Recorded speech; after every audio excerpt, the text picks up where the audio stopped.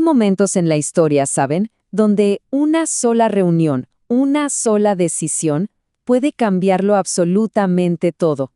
Hoy vamos a ver cómo un concilio en el siglo VI hizo mucho más que unificar una religión. Fue el momento en que, se podría decir, se forjó el concepto mismo de una nación en Occidente. Imaginen la escena. Con estas palabras tan solemnes arranca una reunión que, sin que muchos lo supieran, lo iba a cambiar todo. Estamos en Toledo, la capital del reino visigodo, y la tensión en el aire, se podía cortar con un cuchillo. Algo grande estaba por pasar. Y esa es la gran pregunta, ¿no? Porque esto no fue una simple reunión de clérigos. No. Fue el clímax de un drama familiar tremendo, una guerra civil, una crisis de identidad que tenía al reino al borde del abismo. Para entender por qué fue tan, pero tan importante, tenemos que echar un vistazo atrás. Bien, entremos en materia. El rey Ricarero reúne a toda la élite visigoda, a los nobles, a los clérigos, a todos. ¿El motivo? Tomar una decisión que iba a ser de verdad monumental. Pero a ver, ¿quiénes eran estos visigodos y cómo es que llegaron a este momento tan decisivo? Ok, primero lo primero, el contexto. Hay que entender que los visigodos no eran de la península ibérica, para nada. Eran un pueblo germánico que venía de un viaje larguísimo, épico, un viaje que los llevó a gobernar Hispania, sí, pero también a toparse con su desafío más grande. La historia de su viaje es de película. En serio, salen de Escandinavia, van hacia el Mar Negro, empujados por el clima, por la presión de otros pueblos como los hunos, y terminan cruzando el Imperio Romano. Y ahí se vuelven una fuerza imparable. Llegan a saquear la propia Roma, imagínense. Al final se establecen en la Galia, luego en Hispania, primero como aliados de Roma, pero cuando el imperio cae, se declaran un reino independiente. Aquí está la clave de todo el problema. Cuando los visigodos se hicieron cristianos, adoptaron la versión arriana de la fe. ¿Qué significa eso? Bueno, para los arrianos, en simple, Cristo no era Dios al mismo nivel que el Padre. Era subordinado. Pero ¿qué pasa? La gente que gobernaban, la población hispano-romana, era masivamente católica nicena. Para ellos, el Padre, el Hijo y el Espíritu Santo eran una sola cosa, la Santísima Trinidad. Y esto, créanme, no es un detalle teológico sin más. Pónganse en situación. Tienes una élite de gobernantes, guerreros, unas 200,000 personas, que gobiernan a millones de personas con una fe totalmente distinta. Esa división religiosa era como una grieta que no dejaba de crecer. Era una fuente constante de desconfianza, un freno de mano para cualquier intento de unificación de verdad. Y justo en medio de todo esto aparece una figura clave: el rey Leovigildo, el papá de Recaredo. Este tipo era un monarca brillante, un estratega, un gran unificador. Estuvo así de cerca de crear una nación unida, pero se dio de bruces contra un muro, el muro de la religión. Lo que logró Leovigildo fue impresionante, de verdad.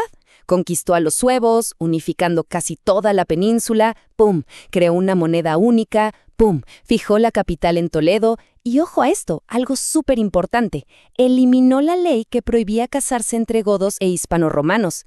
Parecía que lo tenía todo, que la unificación total estaba a la vuelta de la esquina. Pero, siempre hay un pero, ¿verdad?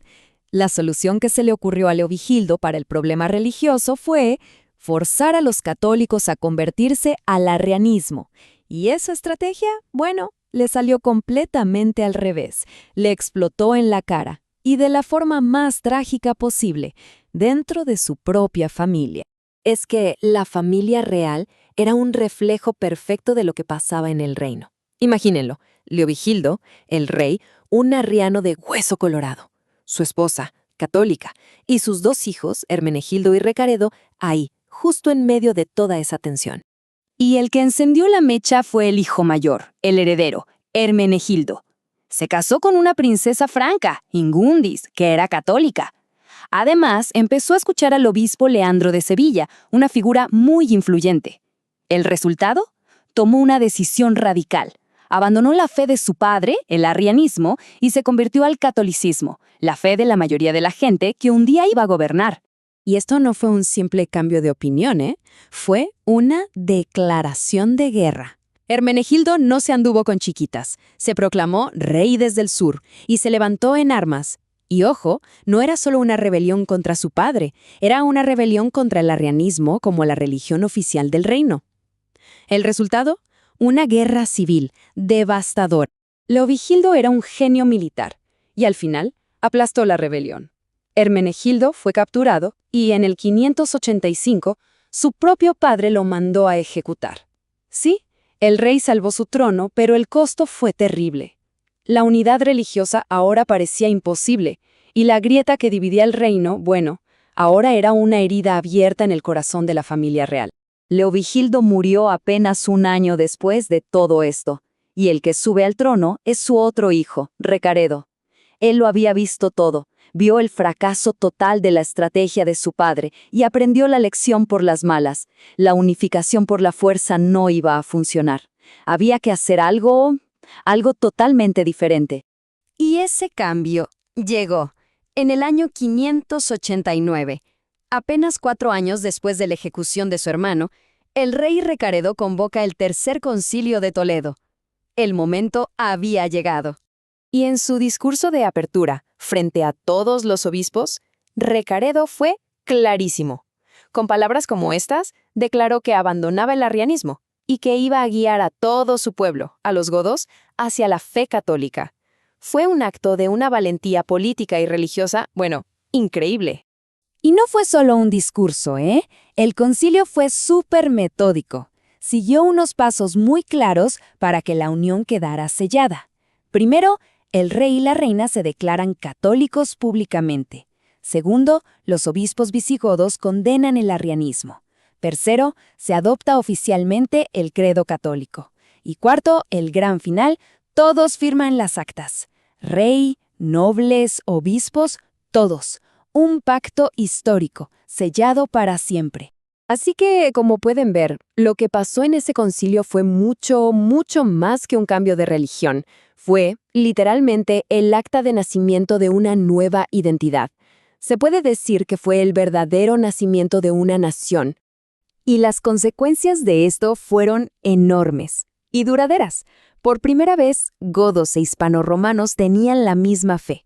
Esto hizo que naciera la idea de Hispania como una patria para todos. Fue la base para crear una ley única, el famoso fuero juzgo. Y, súper importante, creó un nuevo modelo de reino católico, uno que iba a influenciar a toda Europa en la Edad Media. Y aquí hay un dato que a mí me parece fascinante. A diferencia de otros pueblos germánicos, como los francos, que le dieron su nombre a Francia, los visigodos no hicieron eso. Al unirse con la gente de ahí, ayudaron a crear una nación que conservó su nombre de siempre, Hispania. Eso no es imposición, eso es integración.